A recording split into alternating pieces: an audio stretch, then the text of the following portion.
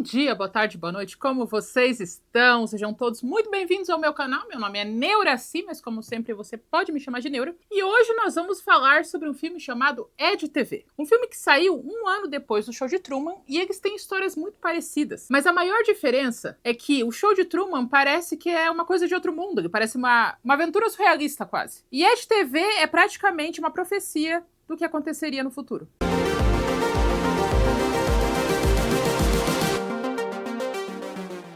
Como eu falei, EdTV é um filme de 1999 e ele sofreu a maldição dos filmes gêmeos. O que é a maldição dos filmes gêmeos? É quando dois filmes com temáticas muito parecidas acontecem em um período máximo de 2 anos. É de 2 anos para menos. São lançados no mesmo ano, são lançados com anos de diferença. E normalmente o que faz menos dinheiro é considerado o que copiou. Indiferente de quem foi lançado, o que não deu sucesso é porque era o pior e porque não deu boa. Aconteceu isso quando saiu As Brancas de Neve. Lembra que saiu Pega Espelho Meu e no mesmo tempo saiu Branca de Neve e o Caçador. Teve um ano que saiu 3 filmes diferentes sobre formiga. Por quê? Porque a criatividade funciona assim. Ela pega todas as informações que nós recebemos de todas as maneiras possíveis, seja voluntária, involuntária, TV, acontecimentos nacionais, notícias, tudo. Ela internaliza, mistura, combina e cria uma ideia nova.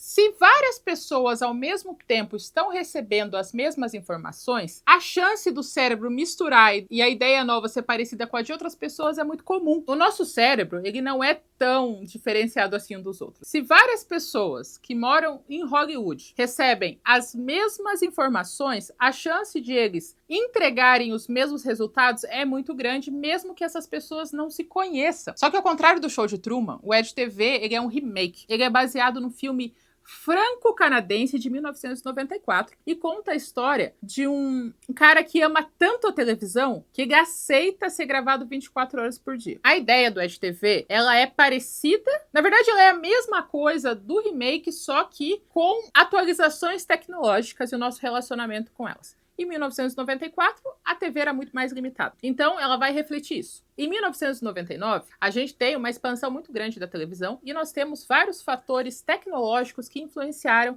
a nossa maneira de viver. Eu explico isso melhor no vídeo que eu fiz sobre o Show de Truman, dá uma olhada. Que o ano de 1998, 99 foi um ano muito significativo para o avanço tecnológico e nós respondemos de acordo no nosso dia a dia. EdTV e Show de Truman foram reflexos disso. Então agora a gente tem a expansão da TV a cabo, milhares de canais, as pessoas estão mais viciadas na televisão ainda, só que agora com muito mais opções. E seria muito legal se tivesse um outro EdTV agora com os nossos avanços tecnológicos e como nós lidaríamos com isso. Porque o que a gente vai ver no filme é exatamente o que acontece agora, só que em mídias diferentes. Mas eu já vou explicar isso melhor conforme eu for falando do filme. Ah, e antes que você me pergunte, eu tô vestida de ex-BBB. Qual ex-BBB? Qualquer um que você não lembra. Sei lá, BBB 9, 8, eu sou a terceira, quarta pessoa a ser eliminada, talvez. O filme começa com uma reunião de profissionais de uma emissora de TV. É uma emissora de TV chamada True TV. E ela tá falida. Eles estão à beira de fechar as portas. Então, eles depositam toda a energia deles em um programa que a produtora geral, chamada Cynthia, quer fazer. Qual é o plano? É achar um cara e gravar ele 24 horas por dia e transmitir ao vivo sem corte, sem nada. Isso, um BBB invertido. Porque no BBB as pessoas saem da vida real e vão para uma casa, na televisão. A televisão sai da emissora e vai para casa de alguém. É praticamente a mesma ideia.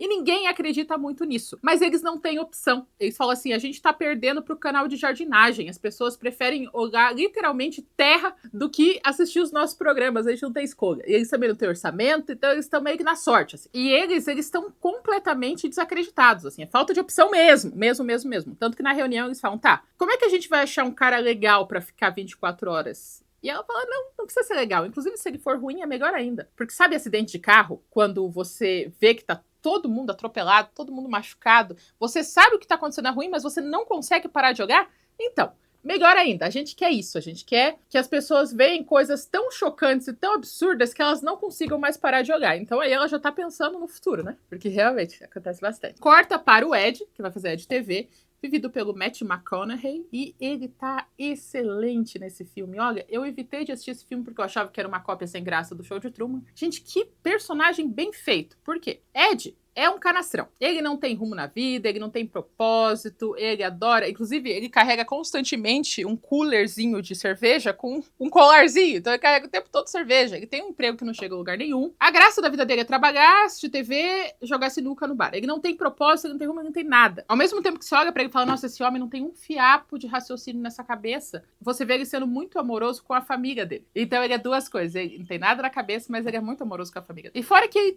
é carismático e ele tem uma autoconfiança cega que só alguém extremamente medíocre pode ter. Sabe aquela pessoa que não tem absolutamente nada demais, mas ela tem certeza que ela é sensacional? Então, ele é assim. Ao mesmo tempo que ele não consegue pensar um palmo na frente dele, ele também é muito ligeiro. Ele sabe andar rápido com as coisas. Ele é muito completo. E quando ele precisa entregar dor, sofrimento, angústia, tristeza, choro, ele entrega e você sente com ele. Eu fiquei fascinada com o Ed, porque ele é um personagem muito redondinho. Tipo, você assiste ele e você fala, nossa, eu conheço um cara que é assim. Ele não tem rumo, ele é gente boa, ele é carismático, mas ninguém odeia ele porque ele é muito gente boa, mas ele não tem rumo. E às vezes ele faz umas cagadas também, mas a gente, sabe, muito bom esse personagem. Eu tô fascinada com a qualidade de atuação do Matthew. Agora eu entendi porque ele ficou tão mal de ficar preso na cadeia das comédias românticas, porque ele realmente tem uma amplitude de atuação muito grande. Ele tá jogando sinuca com o melhor amigo, falando sobre a vida, enquanto o melhor amigo tá falando, cara, tá todo mundo casando, tá todo mundo noivando, e a gente tá aqui, e o Ed tá tipo,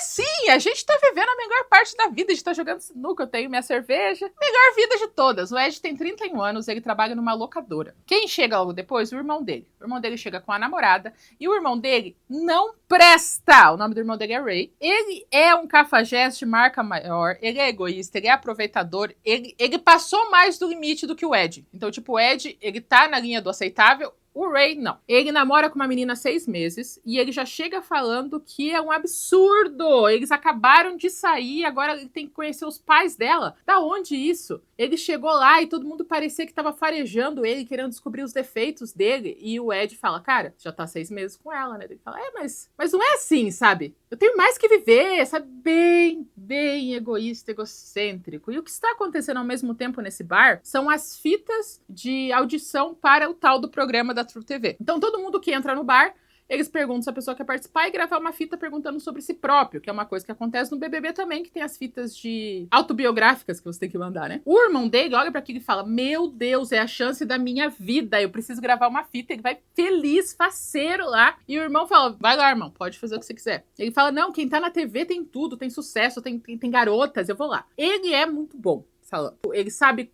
fazer a plateia, porque todo mundo fica em volta dele, né? Aplaudir, ele sabe, encanta todo mundo. Ele chama a namorada, que se chama Cherry, e ela não quer participar. Desde o começo ela tá, tipo, encobrindo o rosto, e ele chama o irmão dele. Quando ele chama o irmão dele, a gente vê que a dinâmica muda, porque o irmão dele é mais carismático, e ele consegue roubar toda a cena e atrair a visão dos produtores. Então eles gostam mais do irmão do Ray, que é o Ed, do que o Ed chama ele pra uma entrevista pessoal. Ele encanta todo mundo na entrevista, porque ele é bonitão, né? Ele tem um sotaque texano bem pesado, e ele fala que às vezes ele piora o sotaque porque ele consegue conquistar mais garotas com esse sotaque. Ele conta do pai dele, que abandonou ele com 12 anos de idade. Ele conta uma história que deixa todo mundo assim, sabe? Prestando atenção, e eles decidem, não, isso daí é o nosso protagonista. Ela mostra pro produtor geral, o produtor geral aprova, só que o Ed não tem muita certeza se ele quer fazer isso mesmo. E a gente vê uma janta familiar onde eles discutem isso. Quem tá na janta? A mãe, o padrasto, o Ed e os 2 irmãos dele. O Ed tá meio assim, e a família tem que assinar um termo de autorização de imagem, e eles não estão querendo autorizar também. Quem quer tudo é o irmão deles. O Ray tá tipo, gente, vocês não estão entendendo. Olha o plano. Se o Ed ficar 1 mês nesse programa, ele vai ganhar um puta de um dinheiro. Eu vou colocar ele como sócio de uma academia, a gente vai abrir essa academia, e fora isso, a gente vai divulgar essa academia todos os dias no programa dele. E nós que somos pobres, a gente não tem oportunidade na vida. A gente tem que aproveitar essa. E fora que, Ed, você tem 31 anos. Você trabalha numa locadora. Você sabe que locadora é emprego de quem tá na escola, né? Só que você ficou. Desde a escola você não saiu mais. E a cada ano você recebe um novo grupo de adolescentes escolares, ensina eles a trabalhar na locadora, eles vão pra faculdade e você continua. É isso que você quer pra sua vida mesmo? E ele dá um balão em todo mundo e a família assina o contrato de direito de imagem e o Ed aceita participar. E é um negócio assim imediato. No outro dia de manhã, a produção já tá com a chave e quando ele acorda, as câmeras já estão lá. Voltando um pouquinho ao show de Truman, o produtor do Ed TV, ele já sabia do show de Truman 4 meses antes do lançamento e ele até assistiu uma cópia antes de lançar, porque todo mundo meio que se conhecia. Ele falou, não tem nada a ver de TV com show de Truman, mas as pessoas vão achar que é cópia. Então, na divulgação, nós vamos pegar os pontos que o Truman não tem. Então, o Ed, ele escolheu voluntariamente participar desse reality show. O Truman foi obrigado, ele nasceu naquilo. Enquanto o show de Truman é um drama, o Ed TV é uma comédia. Então parece muito pastelão o trailer, sabe? Tipo, muito... Esse jovenzinho está fazendo altas aventuras e a TV vai estar passando o tempo todo bem sessão da tarde, só que também não é isso. Esse filme é uma sátira, é uma crítica social que tem momentos engraçados, mas ele não é só comédia. Mas a divulgação tentou simplificar o máximo possível para se diferenciar do Truman, que foi um dos fatores do filme não fazer sucesso. É não parecer que o filme tem profundidade o bastante, sabe? Para querer ser assistido. Parece que é mais uma comédia de adolescente que quer perder a virgindade, sabe? Então, mais ou menos. Eu peguei esse ponto porque a primeira coisa que eles gravam é que o Ed tá deitado na cama, dormindo. Ele esquece que ele vai ser gravado. Então, quando ele... A primeira coisa, ele acorda mastro erguido, né? Poluição noturna, ele acorda. E ele imediatamente coloca a mão dentro da calça. Imediatamente. E a mãe tá assistindo, o irmão tá assistindo, a produtora, a Cíntia tá assistindo, tá todo mundo assim, tipo, puta que pariu, o que a gente fez? E não se dá por vencido. Ele olha que tá todo mundo lá e a mesma mão que tava dentro da calça ele usa pra passar na boca e no rosto. E todo mundo fica tipo, ai, que merda, Ed, que porcaria, sabe? E todo mundo começa a duvidar que essa é uma boa ideia, pegar alguém tão comum e normal pra fazer um reality show. Ele lembra da gravação, olha pra todo mundo e entra no banheiro. O banheiro é o único lugar que ele não vai ter ninguém gravando ele. É tipo o único momento de solitude dele. Depois disso, ele começa a mostrar quão adoravelmente heterossexual ele é. Ele tem uma coleção de calota de carro cromada. Gente, isso é tão heterossexual que me dói. Ele começa a mostrar as coisas na casa dele. E todo mundo que tá assistindo tá tipo, meu Deus, esse cara não tem nada na cabeça. O que a gente tá fazendo? Tem uma hora que ele tá pegando alguma coisa no chão e ele vê que a gravação tá gravando a bunda dele e ele começa a contrair a bunda assim pra ela ficar mexendo. Todo mundo fica tipo, nossa, fodeu. A gente pegou o mais idiota de todos. Ele se arruma e vai trabalhar na locadora. E uma coisa que é engraçada é que são 4 pessoas gravando ele 24 horas por dia. Tem uma van de transmissão e mais um carro de apoio que leva a produção. Então, são 2 veículos e 4 pessoas para fazer uma coisa que nós conseguimos fazer atualmente só com celular. Se a gente quiser transmitir 24 horas da nossa vida ao vivo, a gente consegue fazer isso só com o celular. Bizarro, né? O que é? 25 anos de diferença, 26, 27 anos de diferença. Não é muita coisa. E o filme vai mostrar, além de tudo, que a Cíntia não pensou em muitas coisas quando teve essa ideia. Tipo, na prática, como é que isso vai funcionar? Porque ele vai trabalhar numa locadora. Locadora é pequenininha. Coloca os 4 caras junto, não cabe mais gente pra entrar, sabe? Mas o dono da locadora, ele tá feliz com a divulgação, então ele deixa. As pessoas começam a parar pra olhar ele, as pessoas sabem que ele vai aparecer na TV, eles começam a dar tchau pra aparecer na TV também. E agora a gente vai ver o que os espectadores estão sentindo em relação ao Ed. Se a gente pega a associação do Ed ser um influencer, os espectadores são aqueles que assistem e comentam embaixo dos vídeos. E a gente vai ver o relacionamento parasocial evoluindo conforme o filme vai acontecendo. A última cena antes de ele dormir é ele explicando a metodologia de cortar as unhas do pé e como ele faz para cortar um pedacinho inteiro da unha sem ficar os pedacinhos. E mostra o close no dedo do pé dele sendo cortado. E a Cíntia falando, pelo amor de Deus, esse é só o primeiro dia, me dá uma semana, só uma semana. Eu tenho certeza que vai acontecer alguma coisa interessante. E ele fala, tá. Você tem uma semana pra esse programa dar certo. Dia 2 já é no bar e o Ray já tá com a camiseta da academia, que é a Ray's Gym. Tá levantando a namorada que ainda não quer aparecer pra cima e pra baixo. Tá fazendo batalha de queda de braço e tá tentando roubar toda a atenção dele. A namorada, Cherry, tá profundamente irritada com isso tudo e se esconde no bar. E o Ed vai conversar com ela. Porque até esse momento eles não estão acostumados com essa coisa de gravação o tempo todo. E a câmera vai atrás do Ed, obviamente. E o Ed começa de talaricagem. Ele fala assim, cara, você é muito bonita, você é extremamente atraente, sabe? Não fica assim. E quando ele vira pra pegar o copo, ela faz um... Sabe, tipo, olha com carinho pra ele. E foi esse segundo, por isso que eu amo comunicação, e eu falo que a comunicação tá em todos os lugares. Esse único segundo dela olhando com carinho pra ele em TV aberta fez com que todo mundo chupasse os dois. E a partir desse momento, as pessoas já estão falando se a Sherry deve ficar com o Ray ou com o Ed, pra ver qual dos dois é melhor. E eles já estão fazendo aposta. Um olhar. E vocês já viram isso acontecer também? No BBB, quando alguém tá falando, daí dá um close em um dos BBBs que ele tá tipo assim. E aquilo é reproduzido milhares de vezes. E a gente não sabe se aquele corte é equivalente àquela conversa, exatamente.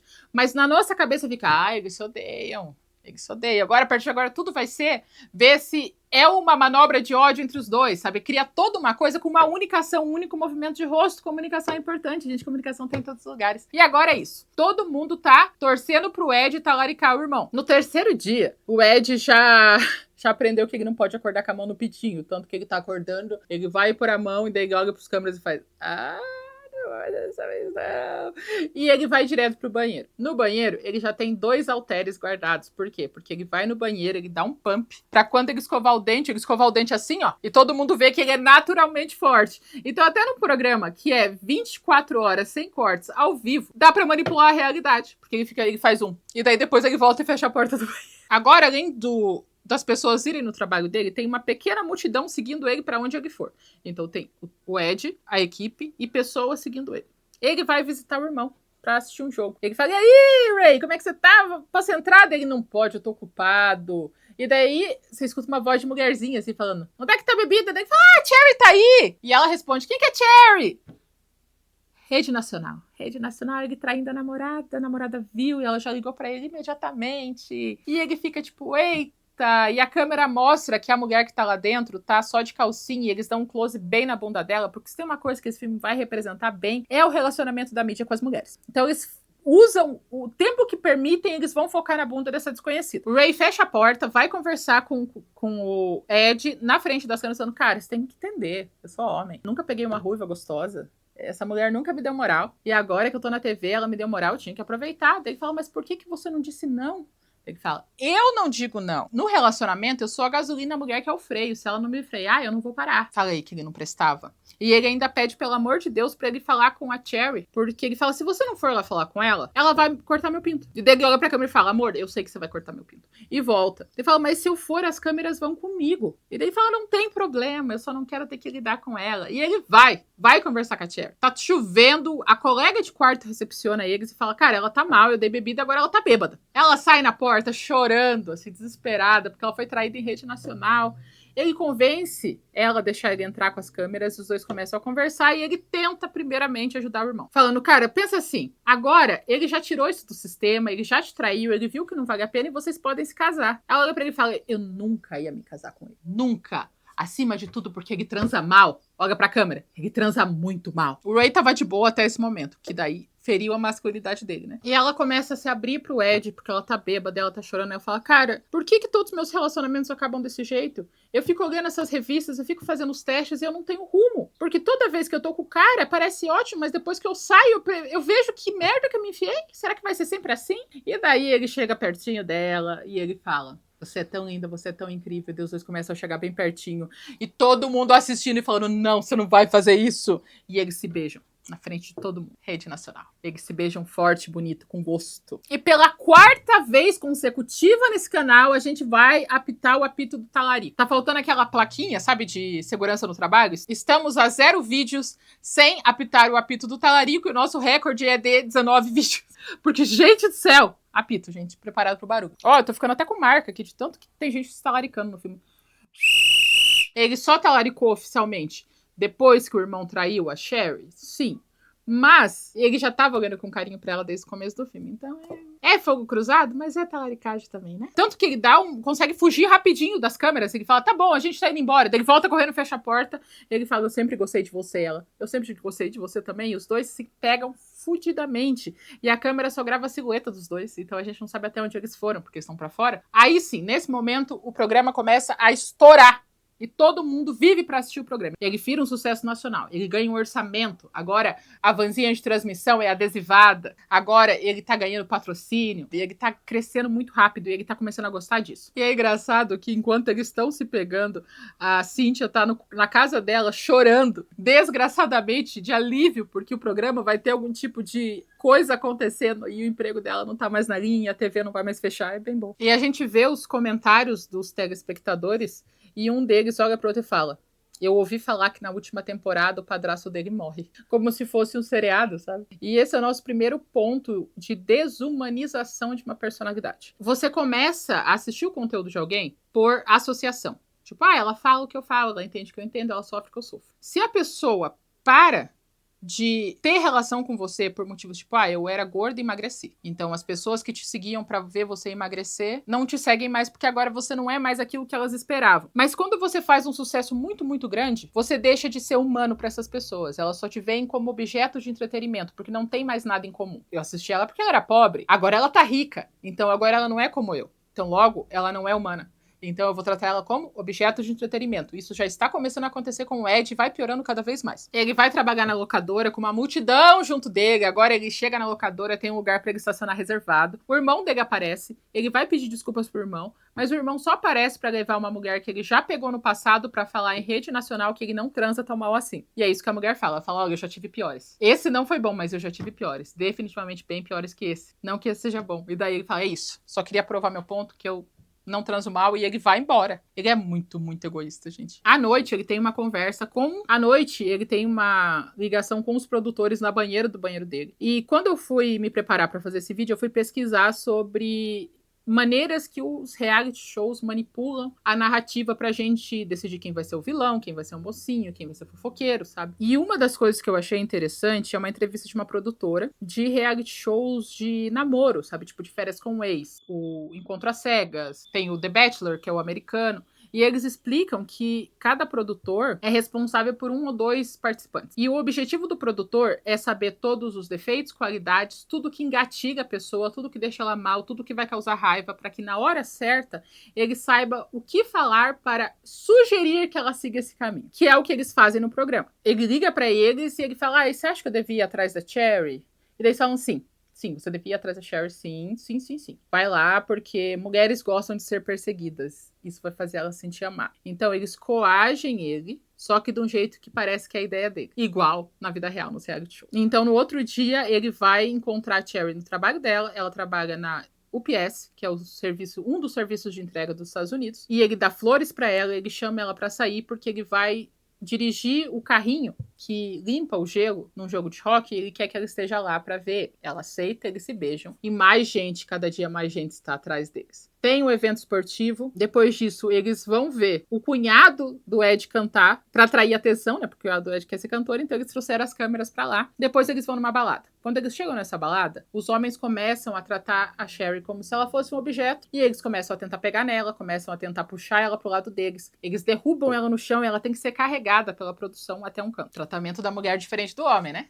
Um mês de teste passa, o Ed ganha mais um mês, já que o programa tá sendo um sucesso absoluto. Agora ele tem que andar com seguranças, porque eles estão com medo dos ataques. E ele olha pra TV e fala: irmão, esse dinheiro aqui é teu. A gente vai pagar o empréstimo que você fez pra pagar a academia. E daí os dois fazem uma dancinha juntos e tal, só que eles não estão se falando. E a mídia começa a se voltar contra a Cherry. Lembra que eles queriam muito que eles ficassem juntos no começo, né? Então, a Cherry nunca foi uma pessoa que queria participar disso. Ela está sempre sendo coagida a participar. E ela aceitou porque ela gosta do Ed e agora os dois têm um relacionamento. Só que as pessoas começam a ser muito maldosas com ela porque ela nunca teve vontade de aparecer. Isso é um fenômeno interessante que é tipo o torcedor de time de futebol, que por ele ter gastado tempo torcendo pra televisão ou torcendo no estádio, ele inconscientemente se acha no direito de ficar bravo com o time por ele ter perdido. Sendo que se ele parar 2 segundos pra raciocinar, ele sabe que uma coisa não tem nada a ver com a outra. Mas ele pensa assim: eu gastei meu tempo torcendo por você e você nem ganha. Isso é um absurdo, eu estou sendo injustiçado, porque eu gastei meu tempo com você. Não faz sentido, mas acontece, vocês sabem que acontece. Mesma coisa com o relacionamento da Cherry e do Ed. todo mundo torceu por eles. Todo mundo decidiu que ela tinha que largar o Ray e ficar com o Ed. Então tá todo mundo querendo que esse relacionamento aconteça. Só que quando ela não age da maneira que todo mundo espera, que é ser, tipo, a primeira dama dele, todo mundo fica puto, começam a chamar ela de feia, chamar ela de chata, que o Ed é homem demais pra ela. Tem uma cena com 3 homens falando assim, tipo, cara, por que ele tá preso nessa horrorosa? Ele pode pegar a mulher que ele quiser, por que ele tá assim? As meninas acham que ela é muito mal educada. E ela começa a assistir tudo isso. E a gente vai ter um outro aspecto real que nós temos até hoje, que é os comentaristas. Então nós temos vários canais de react, vários canais de opinião em todas as redes sociais. E enquanto nós agora temos esses canais, antigamente isso era feito pelo jornal e pela televisão. E vocês vão reconhecer essas falas se vocês consomem esse tipo de conteúdo. Todos os canais que ela passava na TV, alguém estava falando dela, falando assim do tipo: ai, Ed, se você gosta dessa Kenguinha, você tem que ficar comigo para você ver o que é bom. Ela passa num programa de rede nacional, num late night da vida. E o cara do late night tá falando que ela é tonta demais. Vem, todo mundo tá falando mal do peso dela. Ela tá no jornal. Então ela não tá aguentando a pressão. Ela trabalha de casa em casa e as pessoas começam a adaptar. Tem uma mulher que ela vai entregar o pacote assim, ela fala: você deveria usar mais maquiagem, sabe? Eu acredito que o Ed vai gostar de você usar mais maquiagem. E ela vai ficando cada vez mais estressada com essa situação. Ela chega em casa toda molhada, roubaram o bonezinho dela da UPS, porque eles queriam pegar de lembrança. Ela chega em casa, o Ed tá lá com a TV. Ela tá tão irritada e os dois começam a brigar. E ela fala: cara, eu não quero mais aparecer na TV. Todo mundo me odeia. E ele fala: não, não é todo mundo que te odeia. Ela pega um jornal e fala: eles fizeram uma enquete. 79% das pessoas acham que você deveria ficar com outra pessoa. E ele fala: o quê? Enquete? Por quê? Porque o relacionamento deles não é mais real. Ele é só entretenimento. As pessoas pararam de ver eles como pessoas, sobretudo a Sherry. E daí ela fala: não dá, eu não tenho autoestima pra isso. Quando você acabar esse show, vem falar comigo que a gente retoma. Ele fala: tá bom. Ele começa a ler a lista de sugestões pra ele namorar e ele fala: o quê? E ele olha com um cara tipo: ai... Só que ao mesmo tempo que o Ed tá consolando ela, falando que ela é tudo que ele precisa, ele chega no ouvido dela e fala: faz aquela piada de advogado que você fez pra mim antes. E dela: o quê? Chorando, assim, toda mogada. E ele fala: faz. E ele vai atrás da câmera e fala: ação! Então, ele que é uma cabecinha fraca, já tá sendo manipulado pela a ideia de ser famoso. Ele já tá entendendo que ele precisa se portar de um jeito, que as pessoas em volta dele precisam se portar de um jeito também, para que todo mundo goste deles. Ele entrou na ideia, sabe? E ela fica mais brava ainda e fala: eu quero todo mundo fora daqui. Ele tá aparecendo em programas de entrevistas, tipo Danilo Gentili da vida, sabe? Esse é com o Jay Leno, que na vida real adorava falar mal de mulher também, tá? Ele participa dessa entrevista e quando ele está indo embora, a gente conhece a Jill. A Jill é uma modelo, atriz, sensual, linda, bonita, e os dois, o Ed, o melhor amigo dele, olham pra ela com cara de tipo...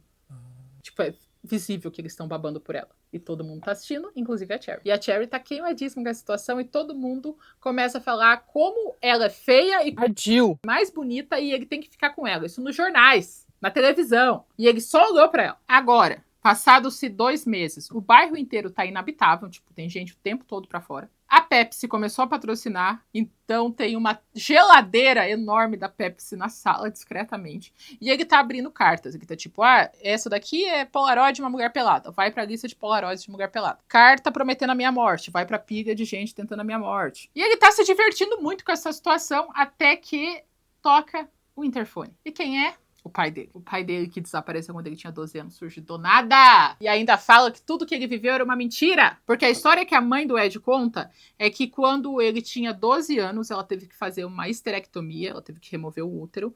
E o pai dele fugiu com a enfermeira que participou da operação. Essa é a história. O pai dele fala que é tudo mentira. E ele vai confrontar a mãe. E a mãe começa a entrar em desespero. O problema é que a história que a mãe contou não era verdadeira. Só que o pai continua sendo merda. Então ela conta que quando eles estavam com catapora, ela deixou eles na casa dos avós e foi mais cedo pra casa e o pai dele estava traindo ela com outra pessoa. Ele pediu desculpa, eles se perdoaram. Isso quando ele tinha 6 anos. Aos 12 anos ela conheceu o padrasto e daí largou do marido pra ficar com o padrasto e expulsou ele de casa. Ele fica bravo achando que a culpa de tudo isso é da mãe pegadora. Porque ela ficou mais 6 anos com o cara que traiu ela. E ele vai conversar com o pai e deixa a mãe chorando em casa. O problema é que ele chega na casa do pai e o pai dele tá falido, fudido, sem rumo nenhum. E ele começa a conversar com o pai dele e o pai dele fala: ai, filho, você tem que entender a meu lado. A tua mãe não queria que eu chegasse perto de vocês e eu respeitei. E até agora ele tá tipo: tá, Ok, tô entendendo. Até o momento que ele fala, eu lembro quando você era novo e a gente foi pra outra cidade, a gente ficou no hotel e tinha piscina. E daí ele olha pra ele e fala, como assim? Quem foi pro hotel com você esse dia foi o Ray, não eu. Ele fala,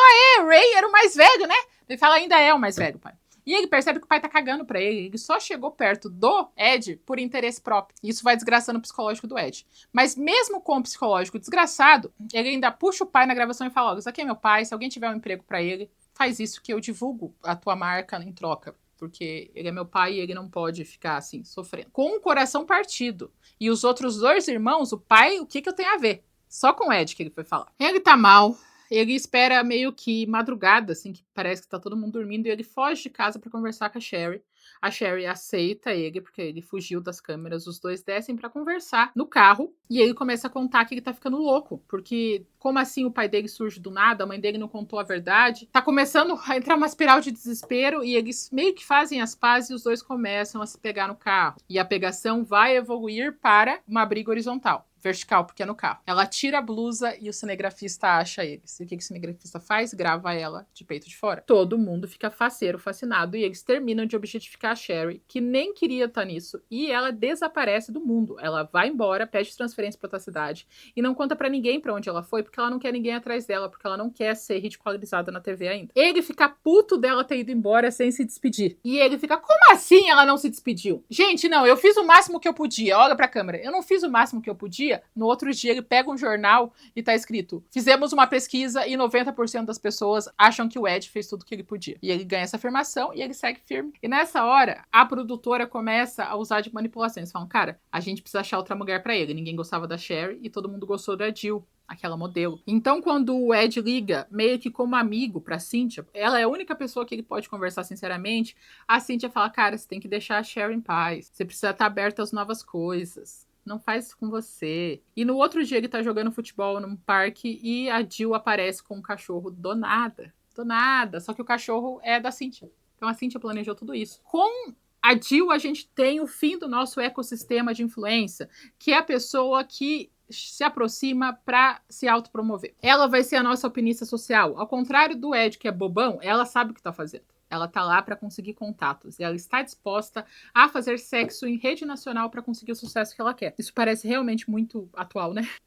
Então nós temos o influenciador, que é o Ed, que aceita disponibilizar toda a vida dele em troca de sucesso. Daí nós temos o pessoal que faz react e que tem opinião, que nesse caso são as mídias tradicionais, jornal, televisão, rádio, etc. Nós temos as pessoas que assistem e comentam, que são os espectadores que a gente vê. E agora nós temos aquelas pessoas que só se aproximam para conseguir se escalar socialmente. Ele não tá nem aí. Ele só achou ela gostosa. No primeiro dia eles já vão pro negócio, eles estão gravando e ela olha pra câmera se querendo, assim, sabe? Tipo, ela sabe o que tá fazendo.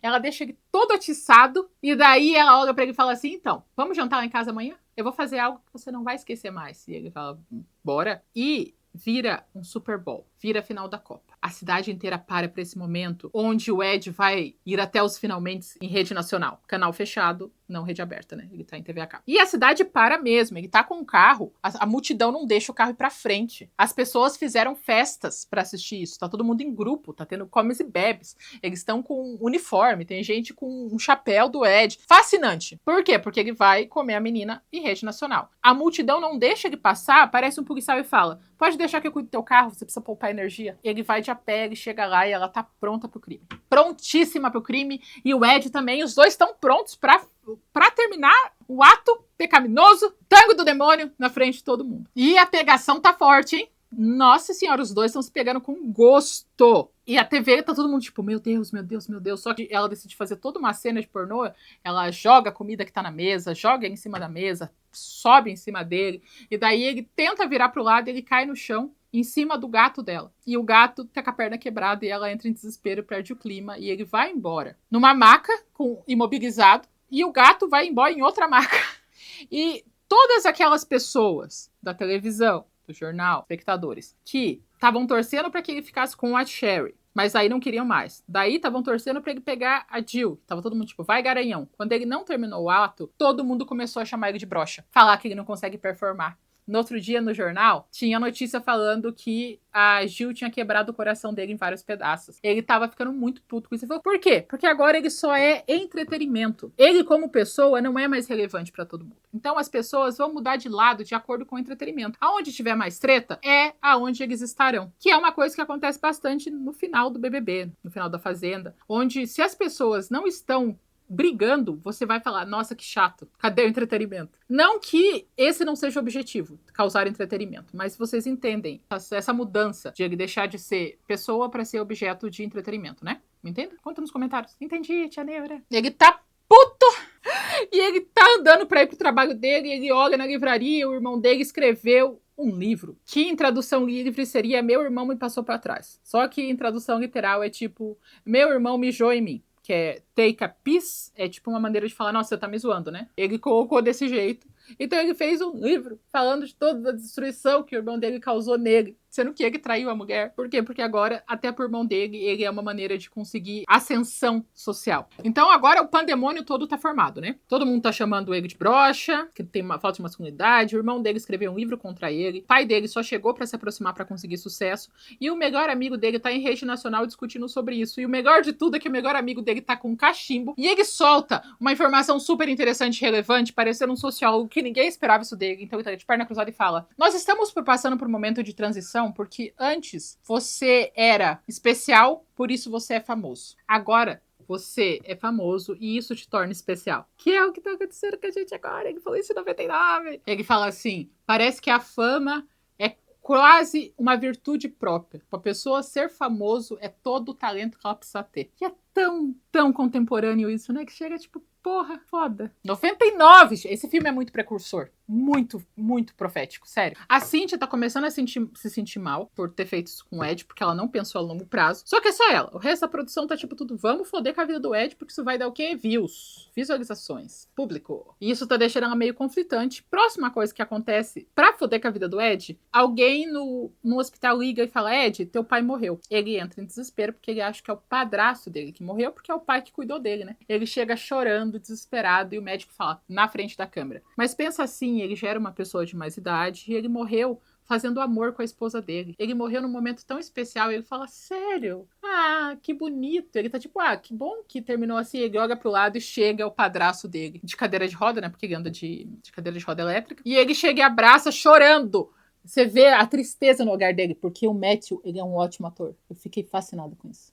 E ele fala, eu achei que você tava morto. Ele fala, não, teu pai morreu, não eu. E daí ele olha pra ele e fala, eu tenho que ir no banheiro. Torçam por mim. E depois chega a mãe dele, toda descabelada, com a maquiagem escorrendo. Ele fala, eu não acredito que você fez isso com o Al. Al é o padrasto. E ela fala, ai, mas antes do Al ser meu marido, o teu pai também era meu marido. Ele fala, mas não é mais. E daí, ela na frente, todo mundo fala, você tem que entender meu lado. Você sabe que a gente não pode transar, né? Você sabe que eu e o Al, a gente não tem relações sexuais há muito tempo. Tá difícil pra mim também. E agora, tipo, fodeu muito pra ele. Ele tá muito desgraçado da cabeça. Pra piorar ainda, ele não pode ir no velório do pai, porque os familiares não querem que as câmeras vão junto. Então a gente vê ele apoiado no portão do cemitério, olhando de longe, com as câmeras em volta. Ah, e ele tá com um olhar tão perdido e desiludido, tão foda, tão bom ator. E o padrasto chega pertinho dele pra consolar ele. E ele fala, você vai se resolver com a mãe, né? Daí ele fala, não, a gente vai se separar, eu tô indo morar com meu irmão. E daí ele chorando, com toda a emoção que um bom ator tem, fala, na minha vida, você sempre foi o meu pai, tá bom? E daí o padrasto começa a chorar, todo mundo tá chorando. A Cíntia tá chorando mais ainda, pensando, não acredito que eu tô invadindo a privacidade, esse momento tão especial entre os dois. E ele não quer mais nada, ele não aguenta mais, ele tá sem a menina que ele tá apaixonado, ele tá sendo humilhado na TV, a família dele tá destruída,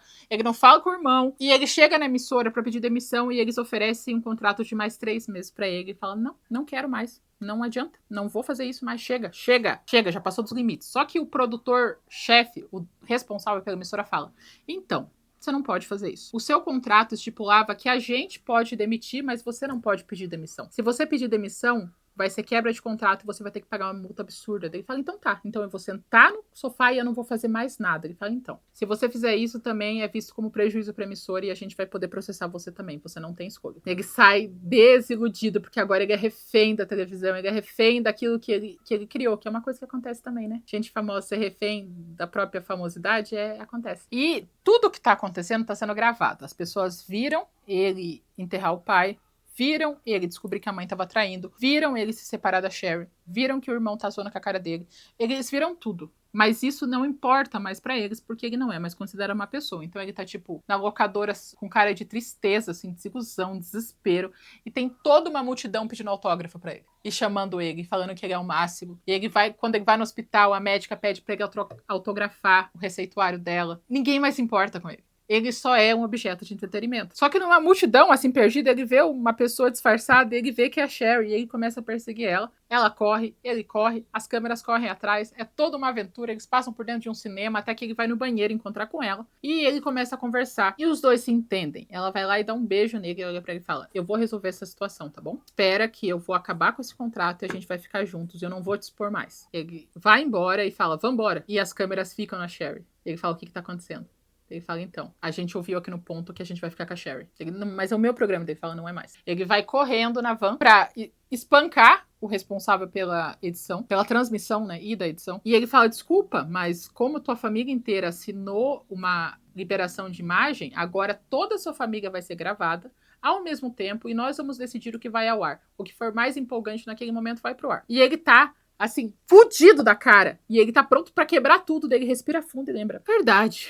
Porque se você deixar uma pessoa ao ar muito tempo, alguma coisa interessante ela vai fazer, né? E daí joga pra câmera e fala, então vamos fazer assim. Eu tenho certeza que tem alguma coisa interessante com todos os produtores da televisão. Eu vou pagar $10.000 para a pessoa que me trouxer a mais suja e indecente fofoca de um dos membros da produção do EdTV. Eu vou passar o meu telefone de casa e vocês têm até as 10 horas da noite para me dar todas as fofocas que vocês puderem. E ele sai.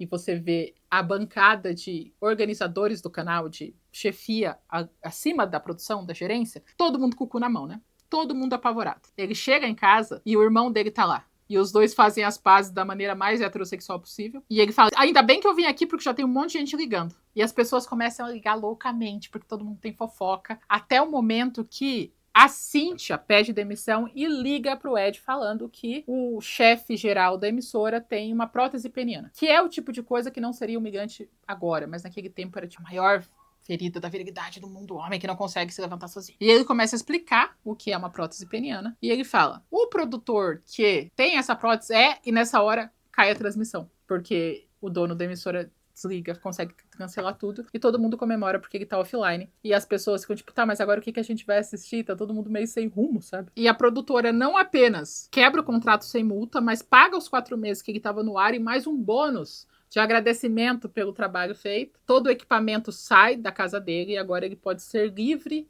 estando no offline. Eu não sei como é que é offline na televisão. Estando desligado? A TV é ligada? Enfim. Esse filme ele tem um final feliz e utópico. Porque na realidade isso não acontece, né? Você não consegue destruir uma bancada de donos de emissora com a sua influência. Você vai ser tragado, você vai ser amassado e você vai ser destruído e desestimulado. Não tem como isso acontecer na vida real. Então ele traz um final muito mais otimista do que é a realidade agora, que acabam de várias maneiras sendo vítimas daquilo que eles mesmo criaram. Assim, é um negócio estranho. Daqueles que cresceram muito, sabe? Mas é isso. Vocês já assistiram EdTV? Vocês vão assistir? Boa sorte, não tenho a menor ideia onde passa isso. Conta pra mim nos comentários. Tem alguma coisa interessante que você acha que ficou faltando nesse vídeo? Conta pra mim nos comentários. Não se esqueça, se você gostou desse vídeo, curtir esse vídeo. Se você ainda não é inscrito no meu canal, se inscreva no meu canal, eu sou tão top. Cada dia é um filme que não tem nada a ver com o outro diferente, então vai ser sempre uma surpresa pra você. Me mostre pra alguém que você conhece que vai achar esse conteúdo interessante. Dá uma olhada na minha descrição, que tem grupo no Telegram, formulários de indicação de filmes e a nossa lojinha magnífica, majestosa, que tem um monte de coisa legal. E se você quiser ser membro do canal, você pode ser membro do canal. E a gente se vê na próxima semana, ou a qualquer momento.